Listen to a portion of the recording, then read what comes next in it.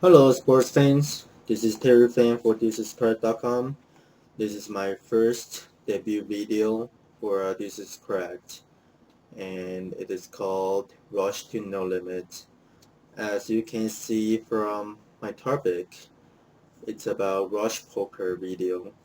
Um, I noticed that there are tons of videos regarding Six Max, and some of them are foreign videos, but not so much about Rush Poker.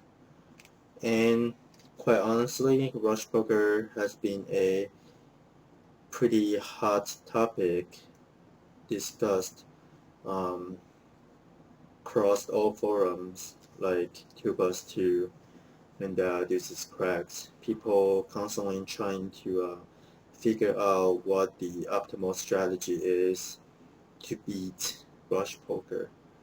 So here I am presenting my thoughts and the secrets or the tips that I used when I beat this game. So a lot of you guys consider me as Rush Poker Masters, and this is correct. I wouldn't disagree with that nickname because I did, in fact, um, banked quite a lot of money from Rush Poker, though I retired from the game already. Before I start, I'm gonna give you guys some credentials about me so you guys know that I'm actually beating this game in order to teach you. So here's a screenshot from my Hold'em Manager. Here are all the hands that I played from Rush Poker, and according to the Hold'em Manager, I have played almost 200,000 hands with a almost 7 BB per 100 win rate across all limits. You might be wondering why there are two different sorts of um, foreign games under game type description. As you can see, there's a 1-2 rush no limit, there's a 1-2 no limit, they're all foreign. No limit 100 rush no limit, no limit 100 is a regular foreign. The reason is when Rush Poker first came out, Hold'em Manager wasn't able to read the hand history and then categorize the file in a separate column. Not until they updated their software and then have a separate category for Rush Poker. So, but trust me when I present this screenshot, because I am primarily a six max player. So when it's foreign, that means it's from Rush Poker.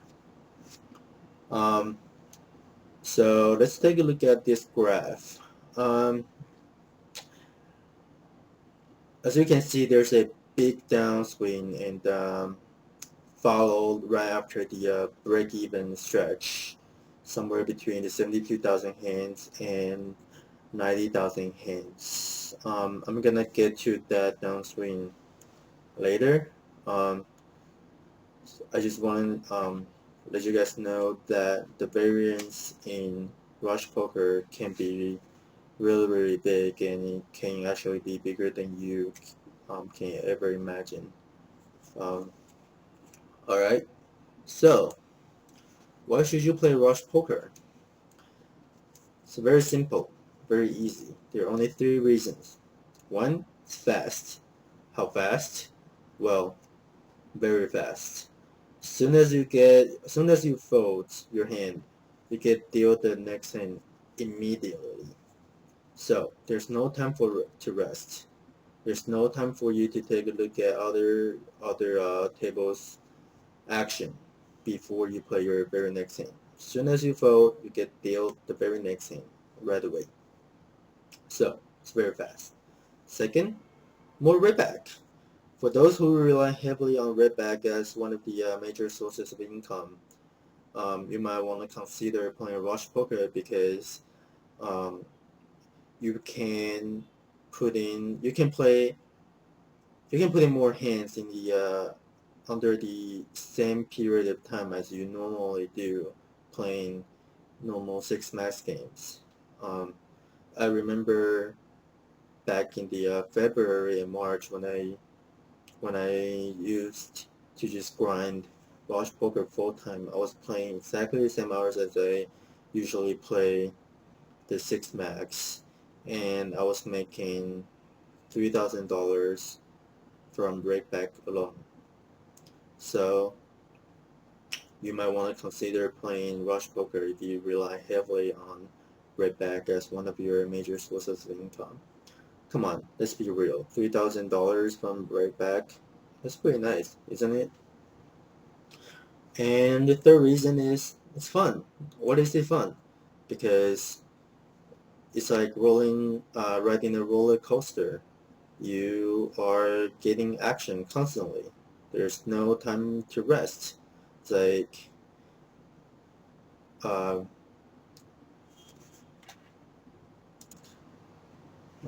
like riding a roller coaster, constantly going uphills and downhills and making your heart beating faster and faster. So, what's so fun about playing rush poker? Um,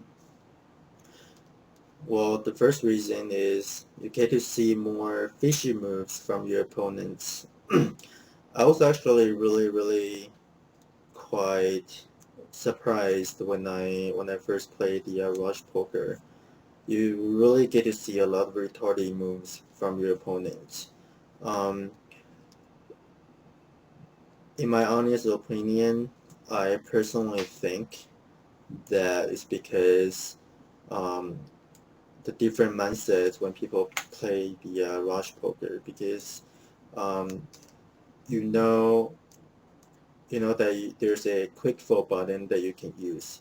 So a lot of people they will just hit quick fold button when they don't have any playable hands. So that leads to more stealing tendency from all sorts of positions because normally when people don't have any playable hands, they'll just hit a quick fold.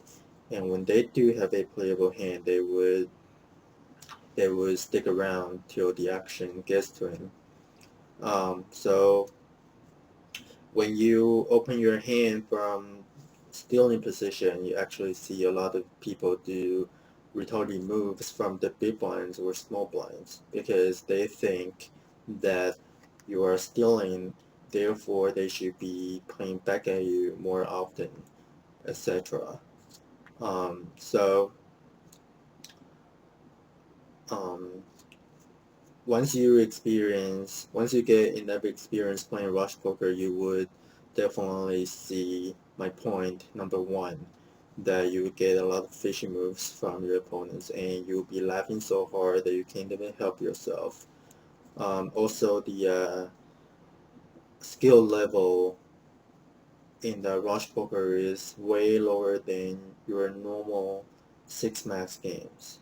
Um, for the No Limit 100 and No Limit 200 rush, um, the skill level I would say is probably around No Limit 50 or the high idea or No Limit 200 at the highest in your regular six max game. And second reason is you don't get bored. As I have already explained that as soon as you fold your hand, you get dealt the very next hand immediately. So there's no time to rest between hands. So that's why you can never get bored playing rush poker. You always have action. Number three is more hands per hour and it's manageable. For those who are multi-tabler playing six max or flooring, you definitely have a feeling that when you're playing like 6 to 8 or even more tables, like all your tables are spread across all your monitors. You need to constantly moving your cursor around the monitor to control your table, and your eyes need to like circle around and then moving around just to catch the action, and gets really tiring and distracting as sometimes. However, in Rush Poker, um, you can only play 4 tables at a time per limit. And why is it manageable? Because usually when I play Rush Poker, I just stack the tables, and you only need to move your mouse within the 4 tables, but you are actually um, literally getting the same amount of hands as you are like 12 table in the 6 max in an hour. So you get close to 1,000 hands per hour, and it's really manageable. And you wouldn't even feel like you are playing 12 hours, 12 tables, because you are only moving your mouse within that certain area, and it's really easy to control everything. Okay, so now I have explained um, the fun points about playing Rush Poker. I'm gonna be telling you 8 things that I think you should know before you play Rush Poker. Rush, foreign. Alright, the first one is game dynamic rarely exists. Yeah, this sounds a little bit counterintuitive, because when you are taught how to play poker, you often hear good players talking about the game dynamics between him and the opponent, or how table or his opponent perceives him.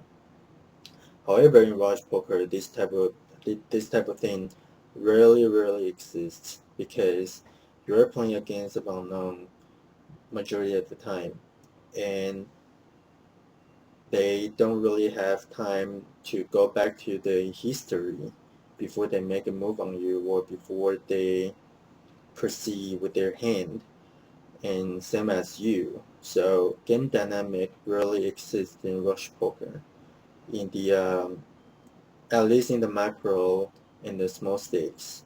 In No Limit 200, there's slightly different environment. The game dynamic does exist, but just for very minimum extent. Number 2 is, when you're playing Foreign Rush, you need to understand that the overpair is no longer the nuts. Especially, the point number 2 is especially important for people who used to play 6 max cash games, where they flop in overpair, and they usually just go all the way with it, and majority of the time it's actually fine, because in 6 max, people's hand range is actually really wide, so wide that your overpair should be good majority of the time. However, it's not the case in foreign rush game, because in the nine-handed game, whenever your overpair gets action, you are often beat. In a foreign rush game, there the chances for your opponent to have an actual hand is just so high that you need to proceed your overpair really carefully. And we'll get to that in the future sweat video. And number 3, pocket kings versus aces happens more common.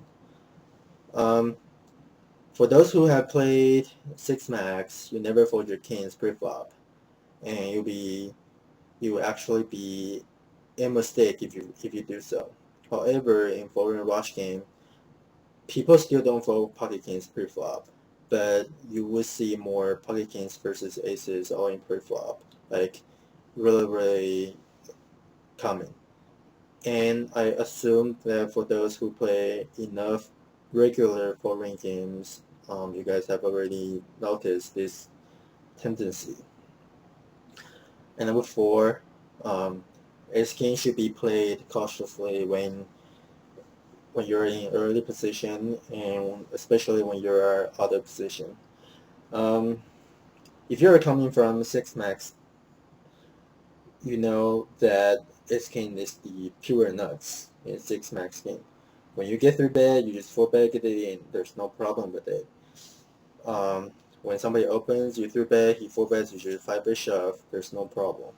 However, when you're playing foreign rush, and if you open the ace king under the gun or under the gun +1, and you get 3-bet by a very, very tight player from the cutoff or button,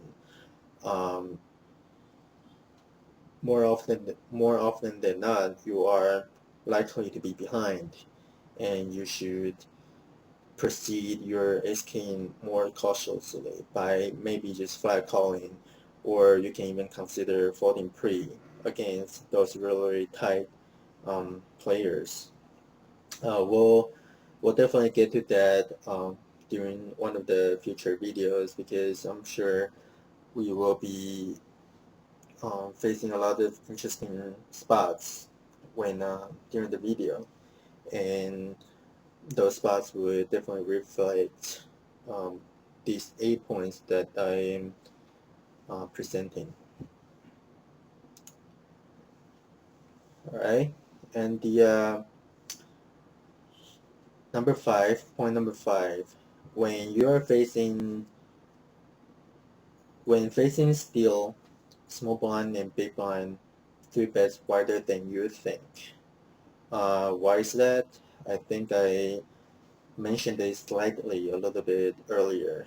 It's because there's a quick fold button in the rush poker. So everybody knows that there's a quick fold button, and a lot of people just click it when they see a unplayable hand or just trashy hand. They just click on quick fold. So by the same token, when you're in the stealing position like hijack, cutoff, or button, you should be stealing more often, because some of your opponents behind you might have already clicked the quick fold button. Therefore, in the small blind and big blind's perspective, they should be 3-betting you more often and wider, because the stealing position is supposed to be stealing way more often. So it brings to the point number 6. When you're playing against regulars, or when you are 3-betting against the regulars from the small blind or the big blinds, there are more 4-bets coming from the steal position, especially from Rex. It's definitely intuitive concept for the point number 6. The reason that I already explained in point number 5, because they know that small blind and big blind 3-bets way often and way wider than normal, than the normal 6 max games. Therefore, they should be 4-betting against the 3-bet from the blinds more often. So this brings our very next point. Thus, point number 7, you should 5-bet shove a little lighter against regulars who 4-bets from the stealing position when you 3-bet from the blinds. This may sound a little risky, because this play by nature actually increases your variance when you are playing rush. However, the game nowadays, the rush poker games nowadays has become really, really aggressive, that every time when you 3-bet from the blinds, you really just get 4-bet a ton from the regulars who opens from the stealing position because they know that you are three betting them wider, therefore they are four betting even lighter. Thus, you should be, by the same token, you should be five betting shove a little lighter. For example, in a six max games, people really five bet shove pre-flop with ace jack or like king queen type of hands because uh, when you do get your money in, you are really ahead. However, this is not the case in the foreign rush game. Um, you guys will definitely see a lot of action between the blinds and the stealing position when I'm playing the no limit 100 or no limit 200 foreign rush. You'll see how often regulars full bet against us. And number 8, variance is bigger than you can actually imagine.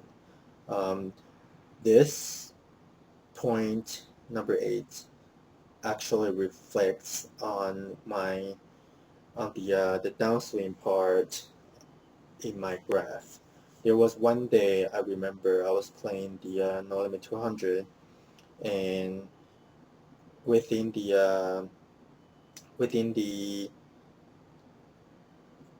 about 4 to 5 hour period of time, I was down 25 buy-ins, like just like that. 25 buy-ins within 4 or 5 hours, and just a lot of cooler hands, like tons of kings all-in pre-flop running into aces, or queens all-in against ace-king and then lost the flip, or ace-king all-in versus aces, ace-king all-in versus queens and lost, or set over set, monster draw couldn't hit. So variance can be really pain in the ass when you're playing the rush poker. So don't get into a habit of thinking that when you're playing rush poker, you're playing generally tighter than normal. Thus, your variance will be slightly smaller than your normal six max games, which is definitely not the case. Um, And you're right, you should be playing tighter in rush poker, but that's only in the early position. When you are in the middle to late position, you should be playing pretty much the same way as you would playing the six max games. And everybody knows that, so they start three betting you more, they start four betting you more, they start five betting you shove more from the stealing and blinds position. Therefore, the variance has um, essentially gone up to the point where you actually need a pretty good bankroll to survive from it. Um, Alright, so this is my introduction video to Rush to No Limit, and I'll see you guys in the future. And so another reason why I made this video is because I don't need to explain all of these points in the future during the sweat video. So in the future, you guys will be seeing a lot of hands within 40 to 60 minute period of time, um, riding the roller coaster with me, facing a lot of actions, and hopefully you guys will learn how I used to be the rush poker. Alright, so good luck guys, have fun playing rush.